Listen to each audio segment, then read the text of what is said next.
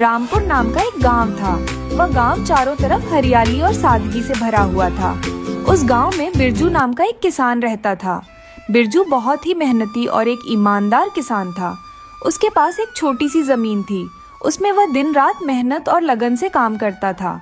बिरजू के पास ज्यादा धन दौलत नहीं थी, मगर उसके पास जो भी था वह उसके लिए अनमोल था। आकाश में सूरज निकल आया था और बिरजू अपने खेतों में काम कर रहा था। बिरजू के कपड़े मिट्टी से सने हुए थे।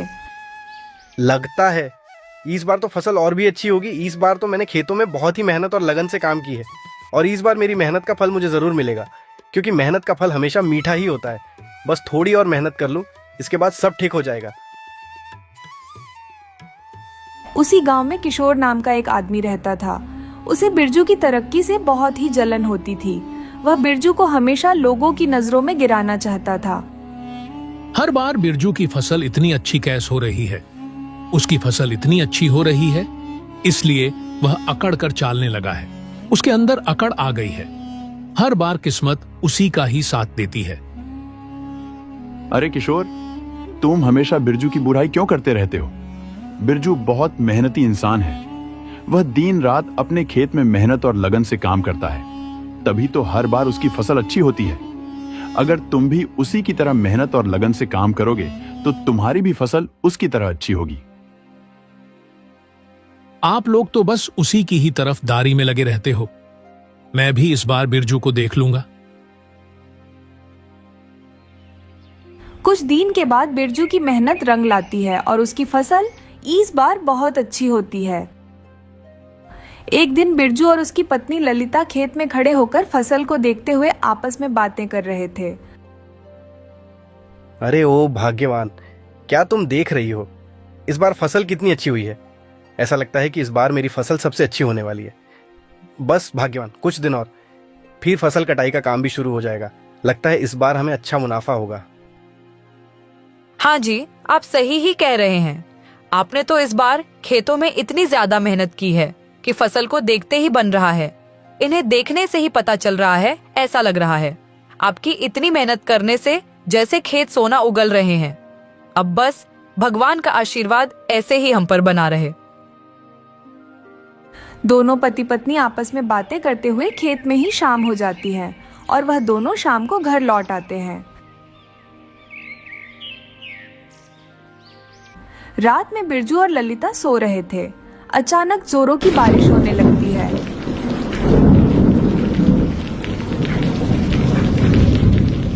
बादल के गरजने और बिजली कड़कने की आवाज बिरजू के कानों में जाती है। तब बिरजू की अचानक नींद खुल जाती है। जब बिरजू घर के बाहर आकर देखता है तो बहुत जोरों की बारिश हो रही थी। इतनी जोरों की बारिश देख बिरजू बहुत ही चिंता में डूब जाता है और फिर ललिता से कहता है, हे भगवान, ललिता, बाहर तो इतनी जोरों की बारिश हो रही है। अगर इसी तरह बारिश होती रही तो फसल का क्या होगा? सुनिए जी, आप ज्यादा चिंता मत कीजिए। अब तो सब कुछ भगवान की मर्जी पर निर्भर है।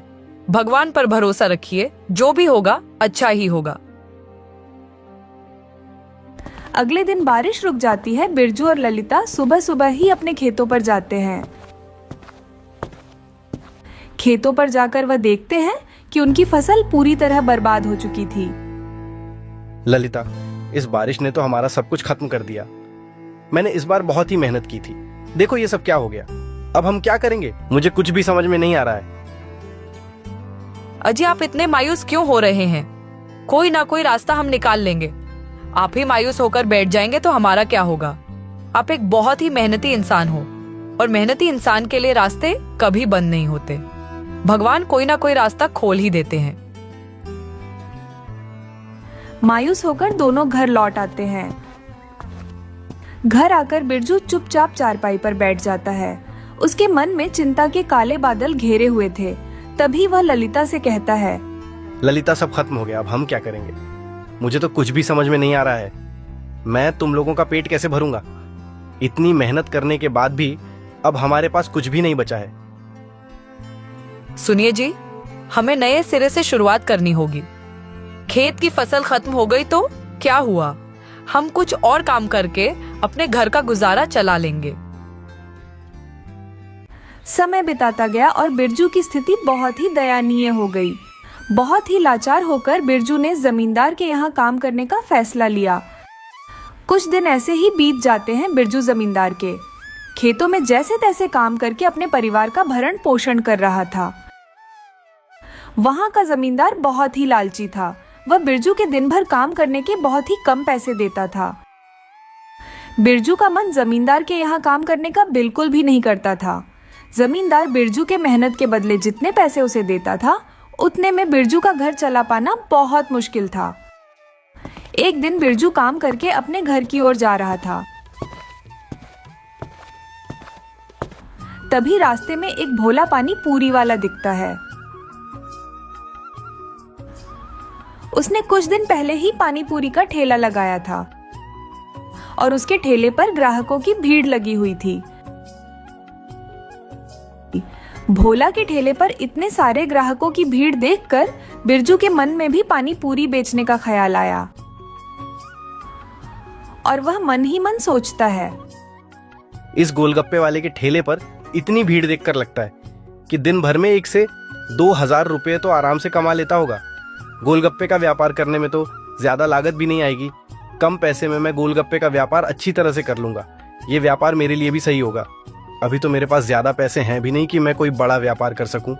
इस गोलगप्पे के व्यापार में कम लागत और अच्छा मुनाफा है। मुझे तो यही करना चाहिए।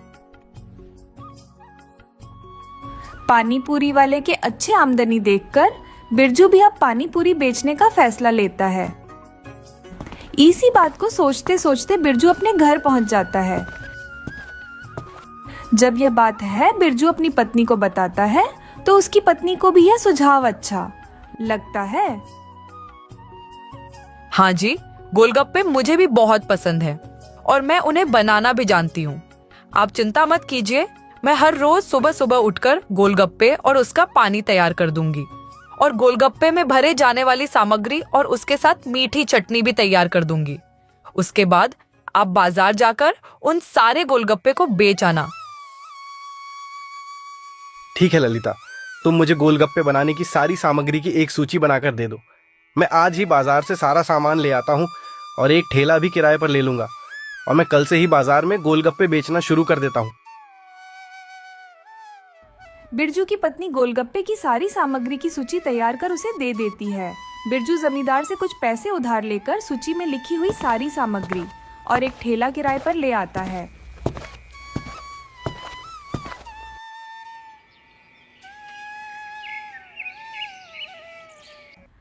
अगले दिन ललिता सुबह जल्दी उठकर गोलगप्पे, उसकी चटनी और उसमें भरी जाने वाली सामग्री बनाना शुरू कर देती है।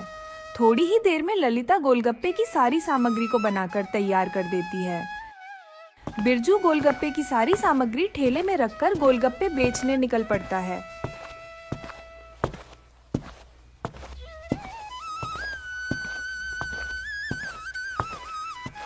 बिरजू गांव के बाजार में अपने गोलगप्पे का ठेला लगाता है। थोड़ी ही देर में बिरजू के ठेले के पास एक ग्राहक आता है और उसे कहता है,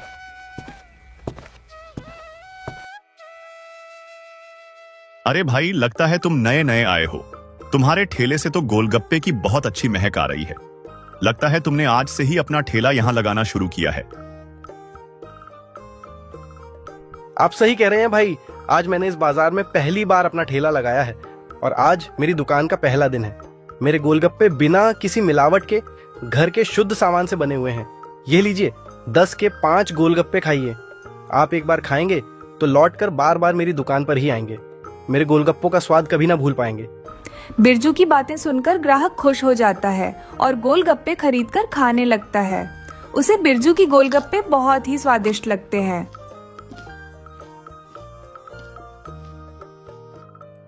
अरे हाँ भाई, तुम्हारे गोलगप्पे तो वाकई में बहुत ही स्वादिष्ट हैं। इतने स्वादिष्ट गोलगप्पे तो मैंने अपनी जिंदगी में कभी नहीं खाए थे।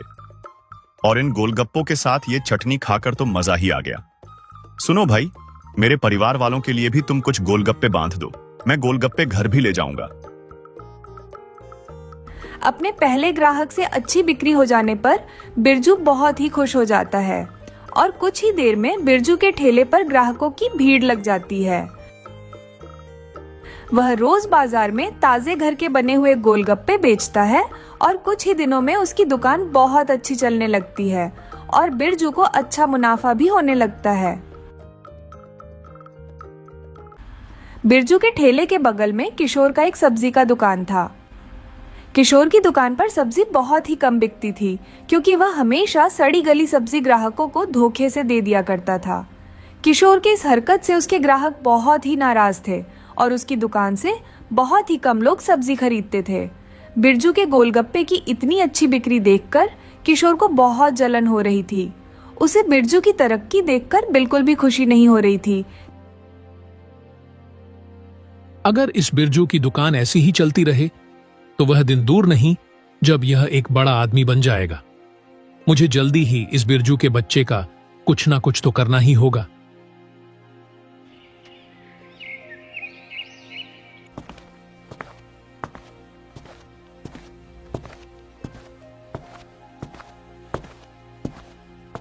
अरे ओ भाग्यवान, हमारे गोलगप्पे का बिजनेस तो बहुत ही अच्छा चल रहा है। ग्राहक बढ़ते ही जा रहे हैं। ये लो आज की कमाई, आज तो कल से भी अच्छी कमाई हुई है। ये लो आधे पैसे, इन्हें बक्से में संभाल कर रख दो। और हाँ, बाकी पैसे मैं जमींदार जी को दे आता हूं। जो मैंने जमींदार साहब से उधार लिया था, इसे मेरे सर से लिया हुआ कर्ज भी उतर जाएगा। तभी मैं जाकर निश्चिंत हो पाऊंगा। अच्छा जी, ठीक है, आप जमींदार साहब जी के यहाँ पैसे देकर आइए, तब तक मैं खाना बना लेती हूँ। पैसे लेकर बिरजू जमींदार को देने के लिए घर से निकल जाता है और थोड़ी ही देर में जमींदार के घर पहुंच जाता है। जमींदार अपने घर में बैठा हुआ था जब जमींदार की नजर बिरजू पर पड़ती है तो वह बिरजू से कहता है, अरे बिरजू, तुम यहाँ? कहो यहाँ कैसे आना हुआ? फिर से तुम्हें पैसे चाहिए क्या? अगर तुम्हें फिर से पैसे चाहिए तो देखो भाई बिरजू, मैं तुम्हें बार बार पैसे उधार में तभी दूंगा जब तुम कुछ अपना मेरा पास गिरवी रखोगे। अरे नहीं नहीं मालिक, आप गलत समझ रहे हैं। मैं तो आपको आपके पैसे लौटाने आया था जो मैंने आपसे उधार लिया था। ये लीजिए मालिक, आपके पैसे शुद्ध समेत ठीक है। मालिक, अब मैं अपने घर चलता हूँ। बिरजू जमींदार को पैसे देकर वहां से चला जाता है।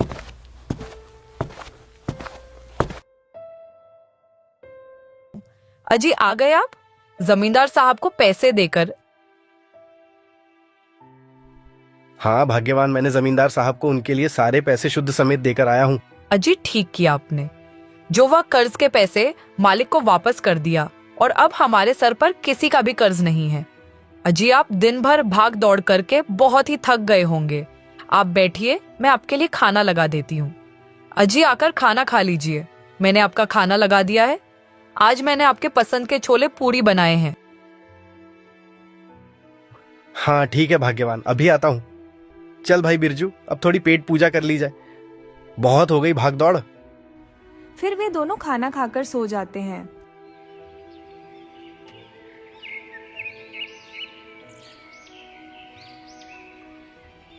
अगले दिन ललिता सुबह 4 बजे से ही उठकर गोलगप्पे बनाने की तैयारी में लग जाती है और कुछ ही देर में गोलगप्पे की सारी सामग्री बनकर तैयार हो जाती है।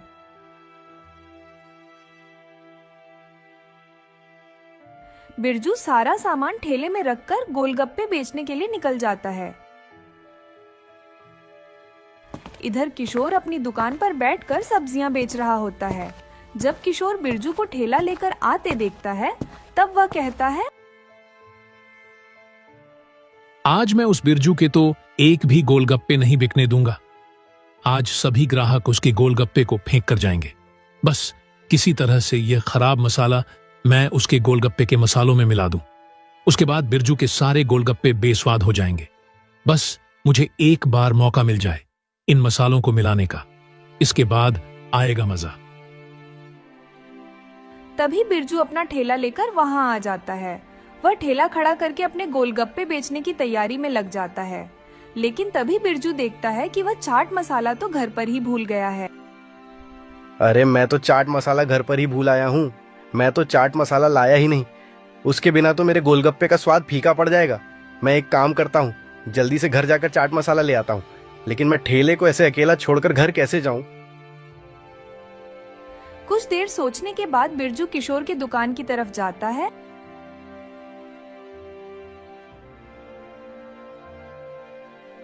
अरे भाई बिरजू, आज तुम अपना ठेला छोड़कर मेरी दुकान पर क्या कर रहे हो? तुम्हारे गोलगप्पे नहीं बिक रहे हैं क्या? अरे नहीं भाई, ऐसी बात नहीं है। बस मुझे तुमसे एक मदद चाहिए। क्या तुम थोड़ी देर के लिए मेरे ठेले का ध्यान रख सकते हो? मेरे गोलगप्पे बनाने की सामग्री चाट मसाला घर पर ही छूट गया है। मैं उसे लेने घर जा रहा हूँ। बस थोड़ी देर में वापस आ जाऊंगा। किशोर मन ही मन बहुत खुश हो जाता है। जिस मौके की तलाश में किशोर था, वह मौका उसके सामने से चलकर आता हुआ दिख रहा था। अरे वाह, मिल गया मौका। यही सही समय है इसके गोलगप्पों को खराब करने का। ये बहुत अच्छा मौका है। जैसे ही ये चला जाएगा, मैं इसके गोलगप्पे में खराब मसाला मिला दूंगा। अरे किशोर भाई, क्या हुआ, कहाँ खो गए? अरे नहीं भाई, कुछ नहीं। तुम निश्चिंत होकर जाओ, मैं तुम्हारे ठेले का पूरा ध्यान रखूंगा। किशोर भाई, तुम्हारा बहुत बहुत धन्यवाद। जैसे ही बिरजू अपने घर के लिए निकलता है, वैसे ही किशोर जल्दी से बिरजू के ठेले के पास जाकर खराब मसाला उसके गोलगप्पे की सामग्री में मिला देता है और जल्दी से वहां से अपनी दुकान में चला जाता है। कुछ ही देर में बिरजू घर से चाट मसाला लेकर वापस आता है और गोलगप्पे की सामग्री में चाट मसाला मिलाकर उसे तैयार करने लगता है। देखते ही देखते बिरजू की दुकान पर ग्राहक आना शुरू हो जाते हैं। जैसे ही बिरजू के ग्राहक गोलगप्पे खाते हैं तो उनकी तबीयत खराब होने लगती है और सभी ग्राहक अपने हाथों के सारे गोलगप्पे फेंक देते हैं। तुम ये कैसे गोलगप्पे बेच रहे हो? पहले तो तुम्हारे गोलगप्पे बहुत अच्छे होते थे, मगर आज तो तुम्हारे गोलगप्पे खाने से हमारी तबीयत ही खराब लग रही है। ऐसा लग रहा है ज्यादा पैसे कमाने के चक्कर में तुम हमें मिलावटी सामान खिला रहे हो। अगर तुम बाजार में इस तरह खाने को बेचोगे तो सभी लोग तुम्हारे गोलगप्पे खाकर तो बीमार ही हो जाएंगे। तुम पैसे की लालच में हमें मिलावटी सामान खिलाकर मारना चाहते हो क्या? इतना कहकर सभी ग्राहक बिरजू को बहुत मारते हैं और उधर किशोर दूर से ही सारा मंजर देखकर बहुत खुश हो रहा था। भाइयों, इसे हमने अच्छा सबक सिखाया है। अगर इसे यही मार याद रहे तो आगे से ये कभी भी अपने खाने की सामग्री में मिलावट नहीं कर पाएगा। अब ये तुम बात करो, अपना गांठ बंद लो। अगर तुमने कभी भी खाने की सामग्री में मिलावट की तो हम तुम्हें इससे भी ज्यादा पिटेंगे। इतना कहकर सभी ग्राहक अपने अपने घर चले जाते हैं। इधर बिरजू को बहुत ज्यादा मार पड़ी थी। वह अपने पैरों पर ठीक से खड़ा भी नहीं हो पा रहा था। वह जैसे तैसे करके गिरते संभालते खड़ा हो जाता है। उसे कुछ भी समझ में नहीं आ रहा था कि यह क्या हुआ और कैसा हुआ। बिरजू अपना ठेला लेकर घर चला जाता है।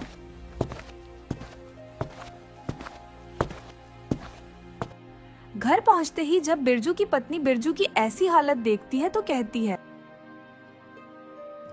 अजी ये आपको क्या हो गया? आपको इतनी चोट कैसी लगी? आप कहीं गिर गए थे क्या? तब बिरजू सारी बात अपनी पत्नी को बताता है। नहीं ललिता, ऐसी बात नहीं है। मैं कहीं भी नहीं गिरा। मुझे कुछ समझ में नहीं आ रहा है, मुझसे कहाँ गलती हो गई। ये सब कैसे हो गया? अजी मैं तो हमेशा गोलगप्पे में अच्छे मसाले ही इस्तेमाल करती हूँ, कभी उसमें कोई मिलावट नहीं करती। फिर गोलगप्पे खराब कैसे हो गए? अजी आपको तो बहुत चोट लगी है, आइए मैं आपको दवा लगा देती हूँ। अगले दिन सुबह बिरजू फिर से ठेला लेकर निकल जाता है और उधर किशोर फिर से बिरजू के गोलगप्पे में खराब मसाला मिलाने की योजना बना रहा होता है। वह बिरजू की स्थिति देखकर बहुत खुश था। तभी वह हंसते हुए कहता है, आज फिर से मैं बिरजू के गोलगप्पे में यह खराब मसाला मिला दूंगा, तभी तो उसकी कल जैसे ही फिर से पिटाई होगी। जब किशोर ऐसा कह रहा था तब उसकी सारी बातें एक ग्राहक सुन लेता है और वह बिरजू के पास जाकर उसको सारी बातें बता देता है, जिसे सुनकर बिरजू को गुस्सा आता है और वह कहता है, मैं किशोर को नहीं छोड़ूंगा। मैं तो उसे अपना भाई समझता था और उसने मेरे साथ ये किया। उसने मेरे साथ गलत किया है, उसकी सजा तो उसे जरूर मिलेगी। भाई, क्या तुम मेरी मदद करोगे? तुम गांव में जाकर सरपंच जी और मुखिया जी और कुछ गांव के लोगों को लेकर आओ, ताकि उसकी बुरी करनी सभी लोग देखें। बिरजू किशोर के पास जाता है और उसे कहता है, अरे किशोर भाई, क्या तुम मेरे ठेले का ध्यान रखोगे? मैं सामान लेने घर जा रहा हूँ। बिरजू के इतना कहने पर किशोर बहुत ही खुश हो जाता है। क्योंकि उसे खराब मसाला मिलाने का एक और मौका जो मिल रहा था, और वह खुश होकर बिरजू से कहता है, हाँ हाँ भाई, तुम आराम से जाओ, मैं तुम्हारे ठेले का पूरा ध्यान रखूंगा। बिरजू थोड़ी दूर पर जाकर एक पेड़ के पीछे खड़ा होकर किशोर की सारी हरकतें देखने लगता है, और तब तक सारे गांव वाले भी आ चुके थे। किशोर बिरजू के ठेले पर जाकर खराब मसाला मिलाने लगता है। किशोर को ऐसा करते हुए सभी गांव वाले देख रहे थे। ये सब देखकर गांव वालों को बहुत गुस्सा आ रहा था। तब सभी गांव वाले उसके पास जाते हैं और उसकी खूब पिटाई करते हैं और उसे गांव से निकाल दिया जाता है। और अब बिरजू खुशी खुशी अपना ठेला वहीं पर लगाता है और अपने गोलगप्पे को बेचता है। और धीरे धीरे बिरजू की स्थिति बहुत अच्छी हो जाती है।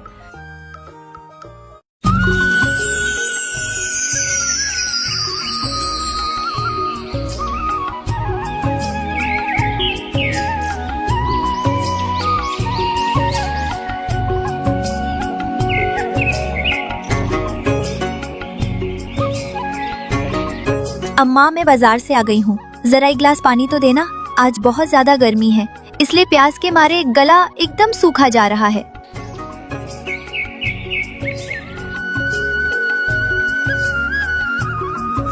रजनी बेटा, आज जंगल से बकरियां चरा कर आते समय कुछ लकड़ियां भी ले आना। कल खाना बनाने के लिए घर में अब लकड़ियां नहीं बची हैं। हाँ हाँ माँ, आज शाम को जंगल से आते समय मैं लकड़ियाँ ले आऊंगी, और तब तक तुम मेरे लिए मीठी मीठी सूजी का हलवा बना कर रखना। आज तो ढेर सारी मीठे मीठे सूजी का हलवा खाऊंगी मैं तो। हाँ हाँ अम्मा, मैं भी मीठा हलवा खाऊंगी।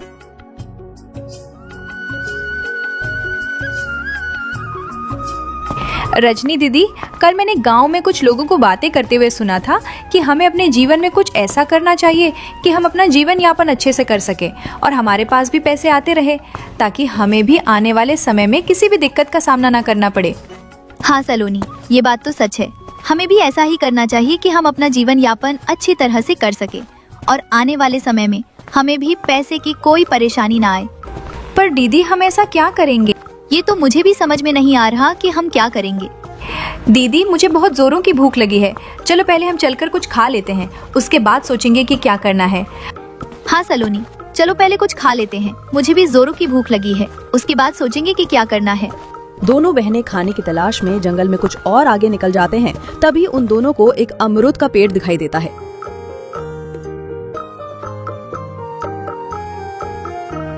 अरे दीदी, वो देखो, कितने सारे अमरूद लगे हुए हैं पेड़ में। चलो हम अमरूद तोड़कर खाते हैं। हाँ सलोनी, चलो। सलोनी, क्यों ना हम कोई ऐसा पेड़ लगाएं जिसमें बहुत सारे फल आएं, फिर हम उन फलों को बाजार में बेचकर ढेर सारे पैसे कमाएंगे। हाँ दीदी, ये तो बहुत अच्छा विचार है। हाँ सलोनी, हम एक आम का पेड़ लगाएंगे और उन पेड़ों में जो भी आम आएंगे हम उन्हें बाजार में बेच देंगे और फिर हमारे पास भी बहुत सारे पैसे हो जाएंगे। हाँ दीदी, फिर हम दोनों वो पैसे आधे आधे बांट लेंगे। नहीं नहीं, हम भला आधे आधे पैसे क्यों लेंगे? मैं बड़ी हूँ और तुमसे ज्यादा समझदार भी हूँ, तो ज्यादा पैसे मैं ही लूंगी ना। नहीं दीदी, मैं भी बहुत समझदार हूँ और मुझे भी आधे पैसे ही चाहिए उन फलों में से। नहीं सलोनी, मैं तुमसे अधिक बुद्धिमान हूँ, इसलिए ज्यादा पैसे तो मैं ही लूंगी। दोनों बहनें आपस में एक दूसरे से बहस करने लगती हैं। तभी वहाँ एक आदमी आता है।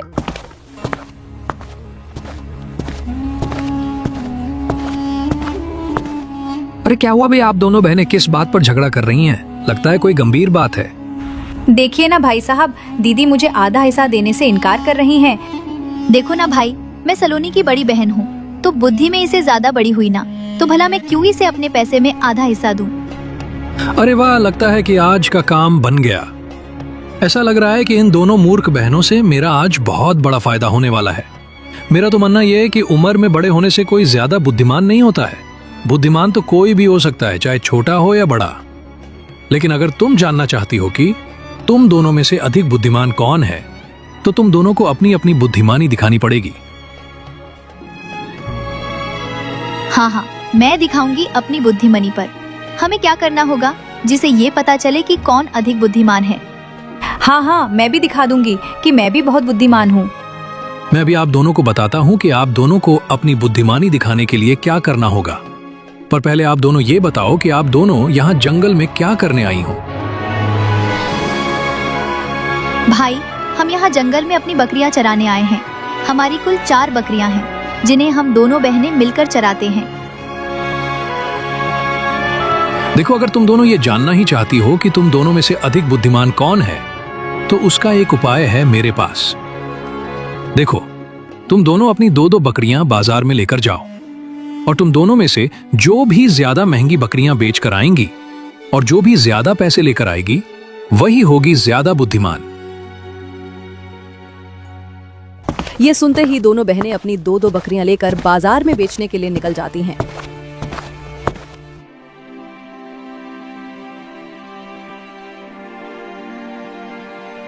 अरे वाह, इन दोनों को ठगने के लिए तो मुझे ज्यादा मेहनत भी नहीं करनी पड़ी।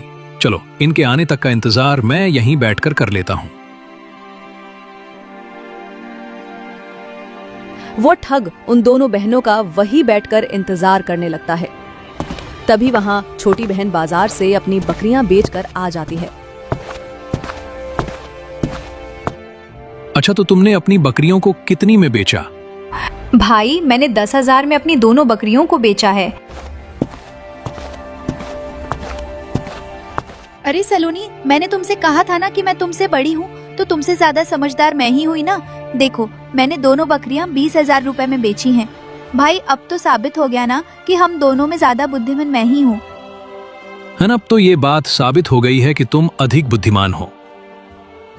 देखा सलोनी, अब तो इन्होंने भी कह दिया है कि मैं ही ज्यादा बुद्धिमान हूँ। अब तो आधे से ज्यादा हिस्सा मैं ही लूंगी। पर दीदी, हमारी बकरियां तो बिक गई, अब हम क्या करेंगे? और हम अम्मा से क्या कहेंगे कि हमारी बकरियां कहाँ हैं? हाँ सलोनी, ये भी तो तू ठीक कह रही है। हम अम्मा को क्या जवाब देंगे? अरे बहन, उसकी चिंता तुम क्यों करती हो? आखिर मैं कब काम आऊंगा? तुम दोनों मुझे सारे पैसे दे दो, मैं बाजार जाकर वो 4 बकरियां खरीद कर ले आऊंगा और आप दोनों उन्हें लेकर घर चले जाना। हाँ, ये सही रहेगा। पर आप क्यों जाएंगे हमारी बकरियां लेने? अरे ये तुम कैसी बातें कर रही हो? अभी अभी तुमने अपनी बुद्धिमानी की परीक्षा दी है, जिसे मैं भी ये जान पाया कि तुम भी बहुत बुद्धिमान हो। तो फिर तुम्हें वापस बाजार जाने की क्या जरूरत है? ये काम तो मैं ही कर दूंगा तुम्हारा। दोनों बहनें उस आदमी को अपने अपने पैसे दे देती हैं और वो आदमी उन दोनों के पैसे लेकर वहां से रफू चक्कर हो जाता है। दोनों बहनें उसी जगह पर बैठकर उस ठग का इंतजार करते रहते हैं। दीदी, अभी तक वो आदमी आया क्यों नहीं? उसे गए तो बहुत समय हो चुका है और अब शाम ही होने वाली है, लेकिन वो अभी तक नहीं आया। हाँ सलोनी, उसको तो अब तक आ जाना चाहिए था, पर वो अभी तक क्यों नहीं आया? रजनी दीदी कहे वो आदमी हमें मूर्ख बनाकर हमारे पैसे लेकर भाग तो नहीं गया? हे भगवान, हम तो उसे जानते भी नहीं। अगर वो नहीं आया तो हम क्या करेंगे? रजनी और सलोनी दोनों बहनें बहुत ही निराश हो जाती हैं और रात भी होने लगती है कि तभी वो दोनों अपने घर आ जाते हैं और सारी बात वे दोनों अपनी अम्मा को बताते हैं।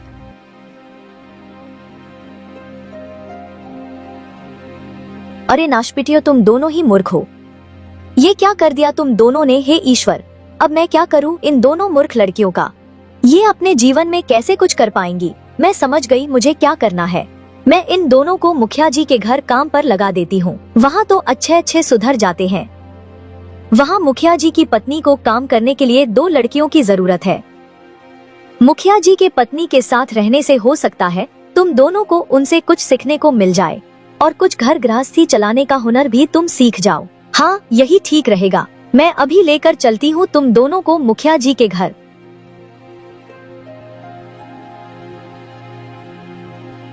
अच्छा ठीक है शांति काकी, मैं आपके कहने पर इन दोनों को काम पे रख लेती हूँ, पर याद रहे कोई गड़बड़ मत करना।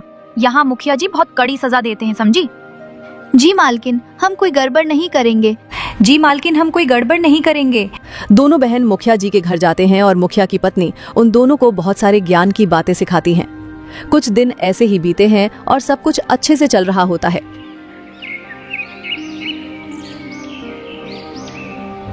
एक दिन मुखिया की पत्नी दोनों बहनों को अपने पास बुलाती है और उनसे कहती है, सुनो, तुम दोनों को ये घड़े पास के गांव में लेकर जाना है। वहाँ के जमींदार की पत्नी को ये घड़े देना। वो मेरी बहुत अच्छी सहेली है और मेरी सहेली जो भी पर्ची तुम्हें दे वो लाकर मुझे देना। और एक बात ध्यान रहे, इन घड़ों को अकेला तभी मत छोड़ना। जी मालकिन, हम कोई गड़बड़ नहीं करेंगे। दोनों बहनें एक एक घड़ा लेकर दूसरे गांव की ओर से निकल जाती हैं।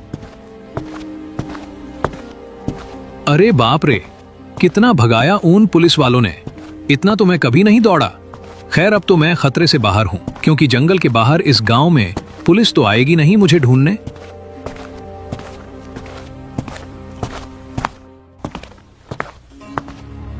अरे ये दोनों तो वही मूर्ख लड़कियां हैं जिन्हें मैंने उल्लू बनाया था।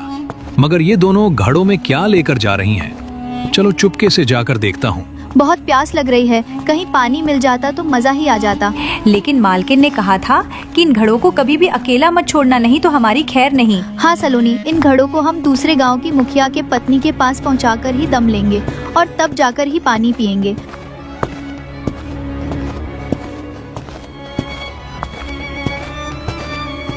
अच्छा, तो जरूर इस घड़े में ढेर सारे सोने चांदी, ढेर सारे हीरे जवाहरात और रुपए पैसे होंगे जो ये लोग दूसरे गांव के मुखिया को देने जा रहे होंगे। लेकिन अब तो ये मुझे ही हड़पना होगा। तो फिर चलो इन दोनों मूर्ख लड़कियों को अभी देखता हूं।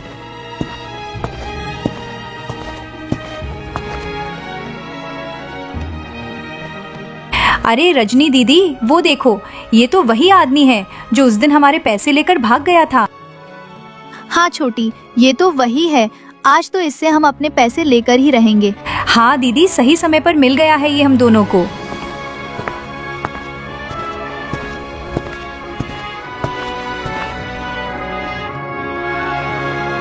अरे भाई, तुम हमारे पैसे लेकर कहाँ चले गए थे?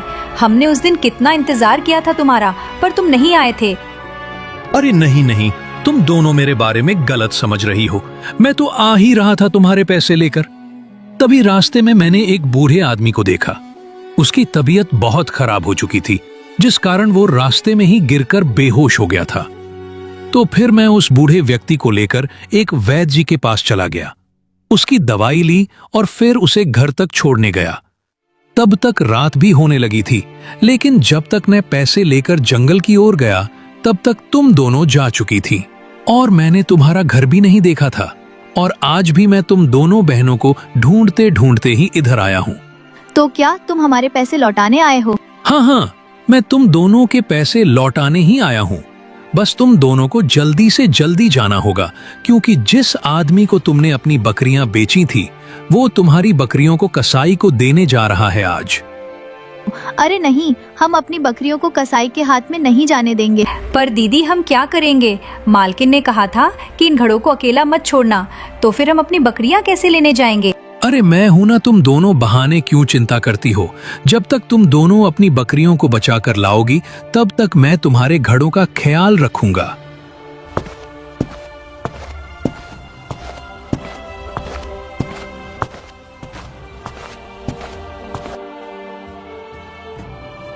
अरे वाह, ये दोनों बहनें तो तुरंत ही चली गईं और मेरा काम भी बन गया। ये दोनों बहनें तो सचमुच में बहुत बड़ी मूर्ख हैं। अब मैं जल्दी से ये माल लेकर निकल लेता हूं, इससे पहले कि वो दोनों मूर्ख बहनें वापस आएं।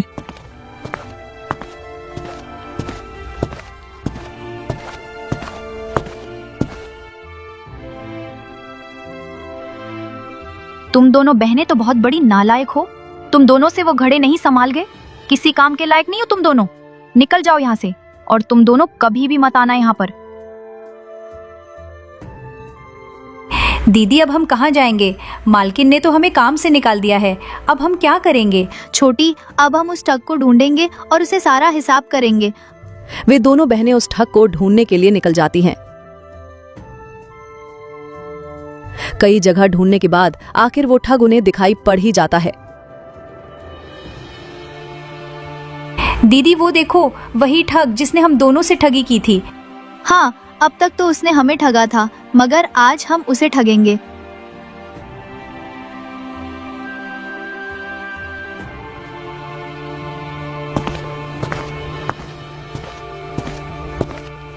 अरे ये दोनों बहनें, ये दोनों यहाँ क्या कर रही हैं? अरे छोटी, आज तो हमें बड़े ही सावधानी से ये बक्सा दूसरे जगह पर पहुंचाना है, क्योंकि हमें कोई भी गलती नहीं करनी है, समझी? नहीं तो ये करोड़ों रुपए के हीरे तो हम चुका भी नहीं पाएंगे मालकिन को। हाँ दीदी, आज हमें इन हीरो को बहुत ही ध्यान से लेकर चलना है, क्योंकि मालकिन ने कहा था कि इन हीरो की कीमत इतनी है कि कोई भी 7 जन्म तक बैठकर अपनी जिंदगी आराम से बिता सकता है।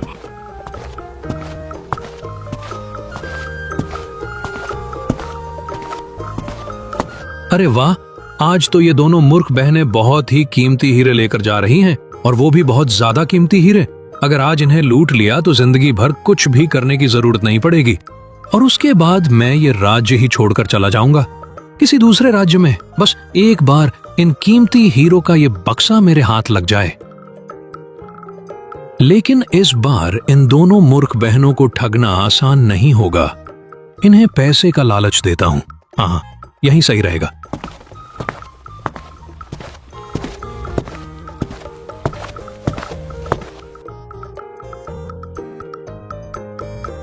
अरे बहन, कहाँ जा रही हो? तुम दोनों बहनों को मैं 2-3 दिन से ढूंढ रहा हूँ, पर तुम दोनों बहनें तो मिली नहीं। असल में वे दोनों घड़े जहाँ तुम दोनों उसे लेकर जा रहे थे, उसे मैंने उसी जमींदार के घर पहुंचा दिया था जहाँ तुम उन घड़ों को लेकर जा रहे थे। पर आज तुम दोनों बहनें कहाँ जा रही हो, और उस बक्से में क्या है? भाई, इस बक्से में ऐसी चीज है कि हम आपको बता नहीं सकते। बस इतना समझ लो कि इस बक्से में इतनी कीमती चीज है कि हम 7 जन्म तक राजा महाराजा बनकर रह सकते हैं। अच्छा, तो तुम दोनों इस बक्से को लेकर कहाँ जा रही हो? माफ करना भाई, ये हम तुम्हें नहीं बता सकते। मैं सोच रहा था कि तुम दोनों को बहुत सारे पैसे दे दूं। अगर मैं तुम्हें बहुत सारे पैसे दूंगा तो क्या तुम मुझे ये बक्सा दोगे? नहीं नहीं, हम तुम्हें ये बक्सा किसी भी कीमत पर नहीं देंगे। अरे नहीं भाई, मैं ये बक्सा ऐसे नहीं मांग रहा हूँ। मैं तुम लोगों को पूरे 50 लाख रुपए दूंगा। क्या तुम तब मुझे ये बक्सा दोगी? अरे नहीं नहीं भाई, इसकी कीमत के आगे 50 लाख रुपए कुछ भी नहीं है। हम नहीं दे सकते ये बक्सा तुम्हें। तुम अब यहाँ से जाओ और हम भी जाने दो। हमें कहीं जल्दी से ये बक्सा पहुँचाना है। ये दोनों बहनें ऐसे नहीं मानेंगी। मुझे कुछ और रुपए इन दोनों को देने होंगे। अच्छा ठीक है, मैं तुम दोनों को पूरा 1 करोड़ रुपए दूंगा। क्या तब तुम मुझे ये बक्सा दोगे? क्या 1 करोड़ रुपए दोगे? हाँ, पूरे 1 करोड़ रुपए दूंगा। अच्छा ठीक है, पैसे पहले लूंगी मैं, वरना तुम भाग जाते हो। क्या मैं पैसे नहीं पहले ही दूंगा? देखो, इस बैग में पूरे 1 करोड़ रुपए हैं। तभी वे दोनों बहनें 1 करोड़ रुपए ले लेती हैं और वो ठग वो बक्सा लेकर वहां से चला जाता है।